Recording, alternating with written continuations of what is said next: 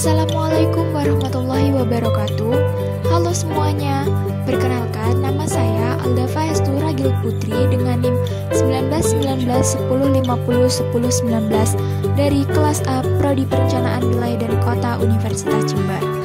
Di video kali ini, saya akan menjelaskan materi tentang konsep daya dukung dan daya tampung lingkungan serta keterkaitannya dengan SDGs dengan studi kasus pembangunan jalan tol Trans Jawa.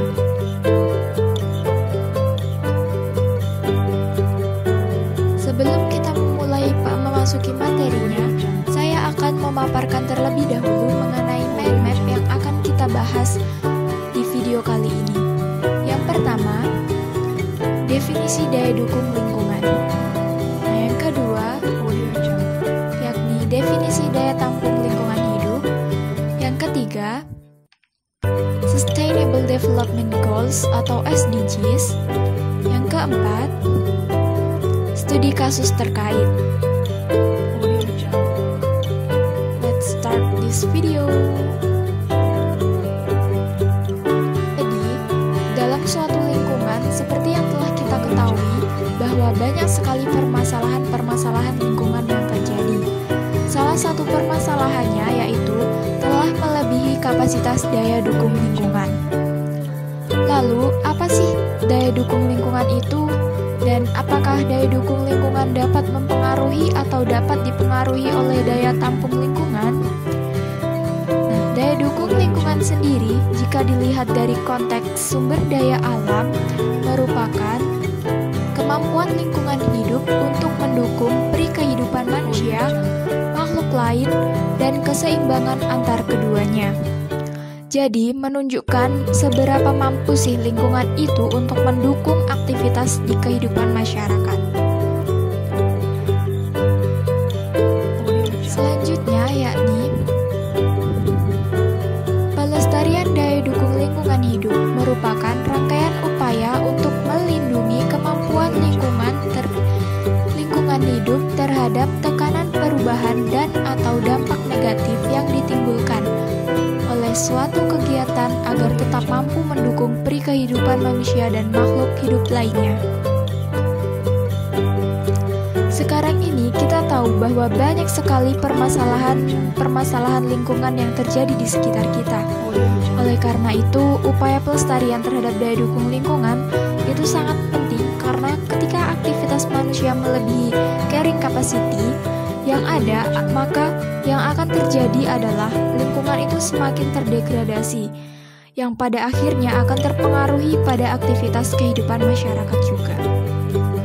Berikut merupakan gambar visualisasi terhadap keadaan alam. Jadi, untuk gambar yang di sebelah kanan merupakan atau menunjukkan adanya pelestarian lingkungan yang sangat baik, sehingga terjadi hubungan ekosistem yang baik pula. Nah, tetapi ketika kita beralih pada gambar sebelah kiri, di sini menunjukkan terjadinya kerusakan lingkungan yang benar-benar terjadi. Nah, seperti yang telah kita ketahui bersama bahwa permasalahan alam yang banyak terjadi di dunia ini yakni banyak mengarah seperti pada gambar di sebelah kiri. Segala sesuatu yang terjadi di bumi ini akan dipengaruhi dan mempengaruhi daya dukung lingkungan karena di sini dalam konteks ini daya dukung lingkungan merupakan tingkat maksimal hasil sumber daya terhadap beban maksimal yang dapat didukung dengan tak terbatas tanpa semakin merusak produktivitas wilayah tersebut sebagai bagian integritas fungsional ekosistem yang relevan. Jadi, ketika kita membahas daya dukung lingkungan itu artinya adalah seberapa mampu lingkungan itu menampung beban maksimal yang dihasilkan akibat dari adanya aktivitas manusia. Karena daya dukung lingkungan itu bermacam-macam.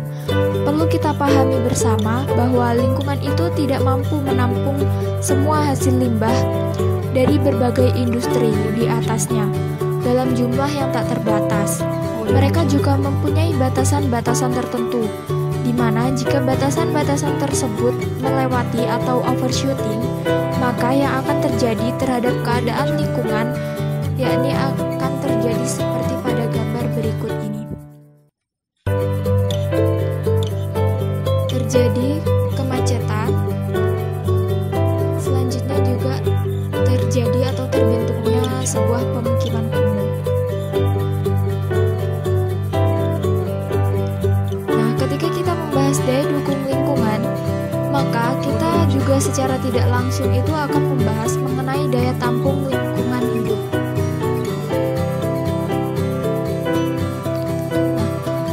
Daya tampung lingkungan hidup merupakan kemampuan lingkungan hidup untuk menyerap zat energi dan atau komponen lain yang masuk atau dimasukkan ke dalamnya. Sehingga kalau kita membandingkan antara daya dukung dan daya tampung itu adalah dua hal yang berbeda. Daya dukung adalah kemampuan lingkungan untuk menangani semua beban yang terjadi dari aktivitas masyarakat sendiri. Sedangkan daya tampung adalah sama halnya dengan daya dukung lingkungan. Daya tampung lingkungan juga perlu dilestarikan, di mana pelestarian daya tampung lingkungan hidup itu menunjukkan rangkaian upaya untuk melindungi kemampuan lingkungan hidup untuk menyerap zat, energi, dan atau komponen lain yang dibuangnya ke dalamnya.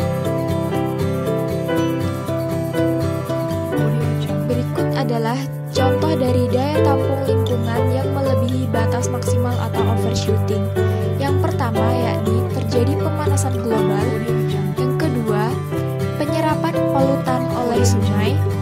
Yang ketiga, terjadinya banjir. Yang keempat, yakni erosi di pegunungan. Nah, untuk mengatasi agar tidak terjadinya daya dukung dan daya tampung lingkungan hidup yang melampaui batas maksimal dan berakibat pada keadaan alam yang buruk, maka diperlukannya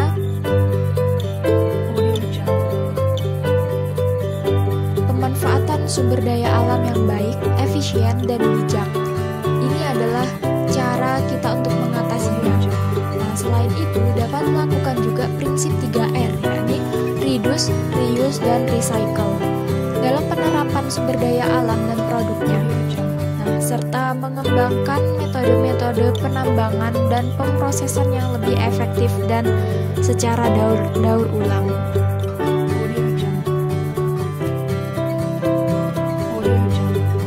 Selanjutnya yakni kita akan masuk kepada materi SDGs atau Sustainable Development Goals, atau dalam bahasa Indonesianya itu disebut sebagai pembangunan berkelanjutan. Sebelum berlanjut ke materi pembangunan berkelanjutan atau Sustainable Development Goals, ada beberapa pertanyaan. Tampaknya kita hidup itu dengan bersenang-senang. Tetapi apakah kalian pernah berhenti dan berpikir kalau kegiatan yang kita lakukan itu akankah terus berkelanjutan? Dan apakah kalian tahu apa artinya pembangunan berkelanjutan itu? Jadi, pembangunan berkelanjutan itu membuat dunia lebih baik untuk semua tanpa menghancurkan kesempatan generasi masa depan untuk terus membangun. Apa sih yang akan dibangun oleh pembangunan berkelanjutan ini? Nah, yang pertama yakni pertumbuhan ekonomi.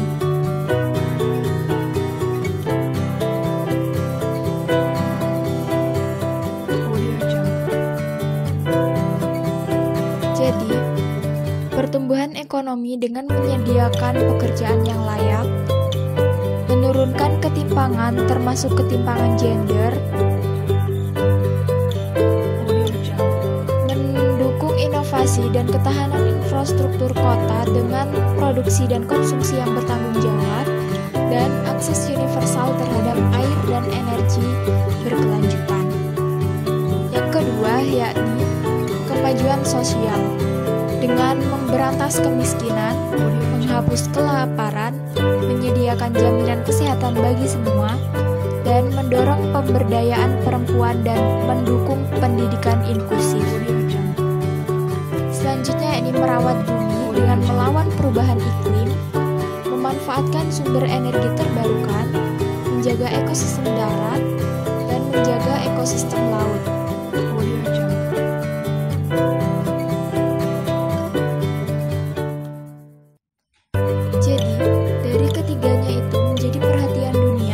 disepakati oleh agenda yang bernama Sustainable Development Goals atau SDGs yang terukur dan terjadwal.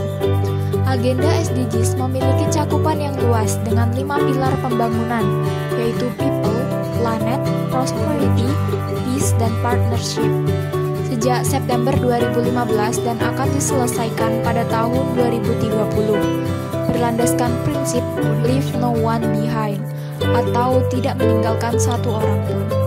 Indonesia sendiri telah berkomitmen untuk berpartisipasi dalam agenda SDGs dengan komitmen yang kuat dan kerangka hukum yang mendukung dan didukung oleh peran aktif masyarakat sipil dalam pelaksanaan dan pencapaian SDGs itu sendiri. Komitmen ini dibuktikan melalui capaian pelaksanaan dan capaian SDGs yang tinggi pada tahun 2018. Namun masih ada beberapa pencapaian SDGs yang masih tertinggal. Pencapaian yang masih tertinggal ini dapat diselesaikan melalui kolaborasi kemitraan multipihak yang melibatkan pemerintah, swasta, akademisi, media, dan masyarakat sipil. Jadi, semua pihak itu dapat berkontribusi aktif dalam pelaksanaan dan pencapaian SDGs melalui data, informasi, sosialisasi, usulan kebijakan, dan pengawasan.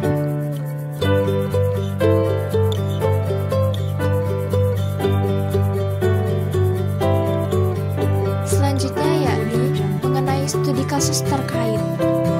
Nah, di sini saya mengambil studi kasus daya dukung lingkungan berbasis kemampuan lahan pada pembangunan jembatan jalan tol Trans Jawa.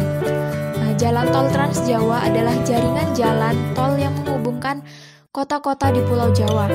Jalan tol ini menghubungkan dua kota terbesar di Indonesia, yakni Jakarta dan Surabaya melalui jalan tol.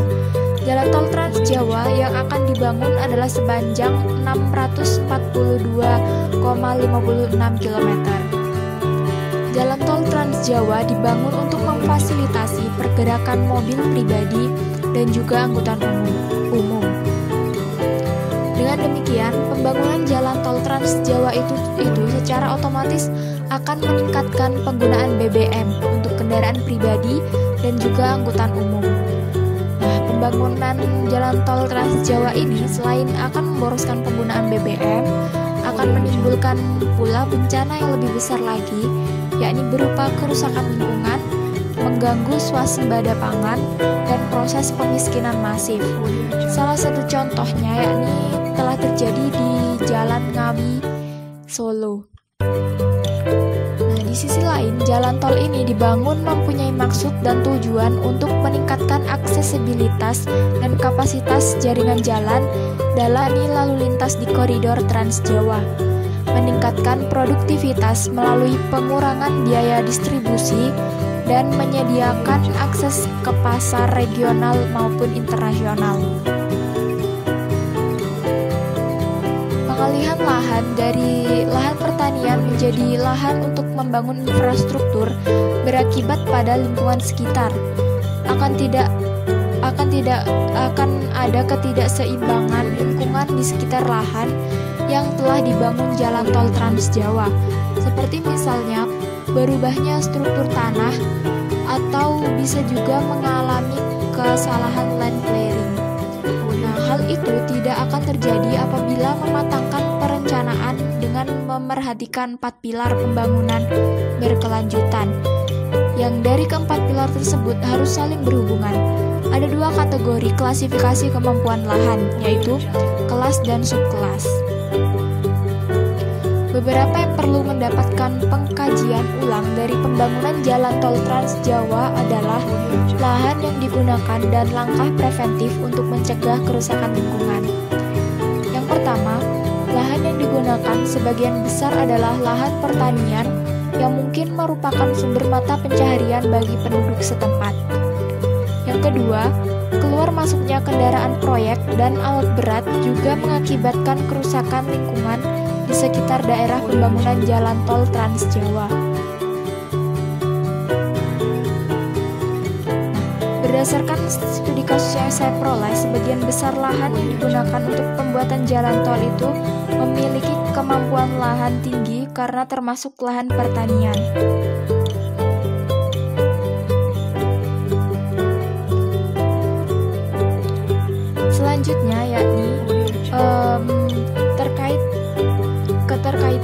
SDGs dengan daya dukung dan daya tampung lingkungannya. Nah, berdasarkan studi kasus dan penjabaran materi di atas, selanjutnya saya akan menjelaskan mengenai keterkaitan SDGs dan daya tampung dengan daya tampung lingkungan dan daya dukung lingkungan. Di sini saya akan mengadopsi beberapa tujuan dari SDGs yang berkaitan, yakni tujuan pembangunan berkelanjutan yang terletak pada nomor 11, kota dan komunitas yang berkelanjutan, dan tujuan nomor 15, menjaga ekosistem darat dengan meningkatkan keberlangsungan pemakaian ekosistem darat, mengelola hutan secara berkelanjutan, mengurangi tanah tandus, serta tukar guling tanah. Hal ini diupayakan karena adanya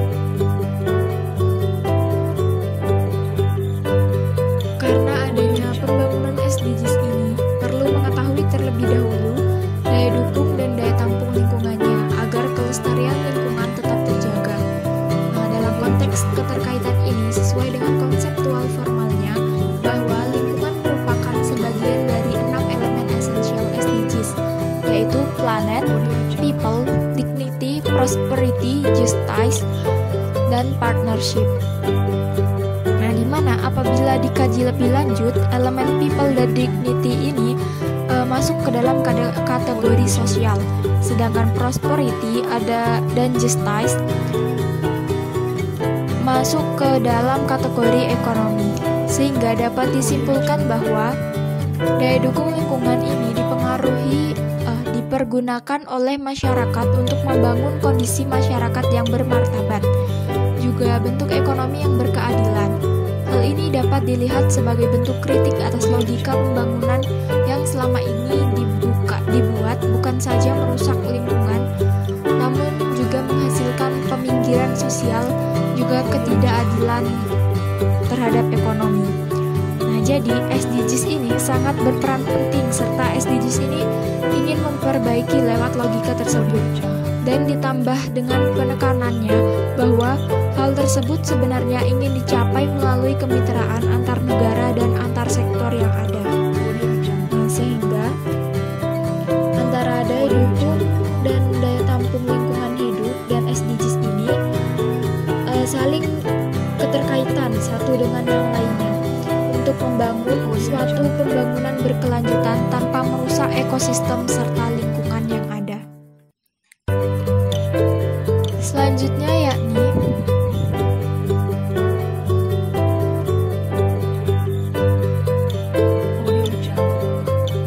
setelah pemaparan materi-materi di atas beserta studi kasusnya, di sini saya akan menyimpulkan atau akan memberikan lesson learned atau apa sih yang bisa saya dapatkan melalui pembelajaran tentang daya dukung dan daya tampung lingkungan serta keterkaitannya dengan SDGs. Di sini untuk pembelajaran yang pertama yakni mampu memahami konsep dasar pembangunan berkelanjutan yang berwawasan lingkungan. Mampu memahami konsep dasar daya dukung lingkungan dan daya tampung lingkungan. Selanjutnya mampu memahami penerapan daya dukung dan daya tampung lingkungan. Melalui pembelajaran ini, saya juga mampu memahami mengenai target dari pembangunan berkelanjutan itu sendiri. Yang terakhir, yakni mampu memahami studi kasus yang diangkat, daya terkait dengan daya dukung lingkungan dan daya tampung lingkungan yang berkaitan dengan SDGs, Sustainable Development Goals atau pembangunan berkelanjutan. Terima kasih telah menyaksikan video ini dari awal hingga akhir. Apabila ada kurang-kurangnya atau ada salah-salah kata atau banyak perkataan saya yang kurang jelas, saya ucapkan mohon maaf yang sebesar-besarnya. Terima kasih atas perhatiannya. Don't forget to subscribe, like, and comment. Thank you. Wassalamualaikum warahmatullahi wabarakatuh.